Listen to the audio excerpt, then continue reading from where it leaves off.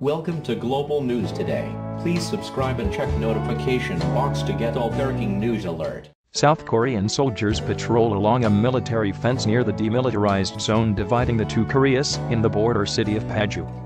AFPBy Zhenhua LuStrained, relations between Beijing and Seoul over the deployment of a U.S. missile defense system have made it more difficult for North Korean refugees or defectors to pass through China before reaching South Korea, a former U.S. Special Envoy said.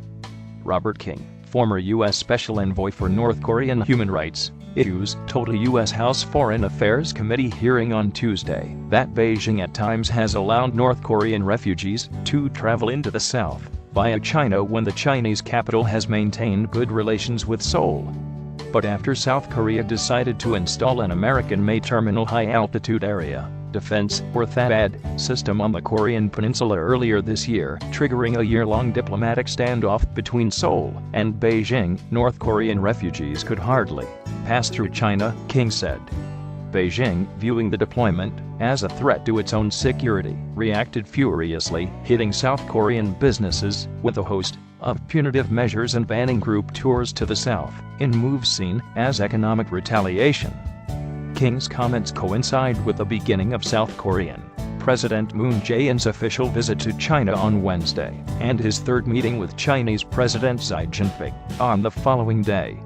The two neighbouring countries agreed to resume relations last month after tensions flared over THAAD. I am hopeful that the recent indications of better ties between Beijing and Seoul will lead to easier conditions for defectors to pass through China, King said in his testimony to the Foreign Affairs panel.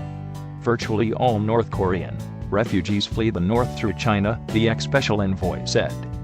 Most choose to settle in South Korea because of the familiar language and culture and family members already living there, he said.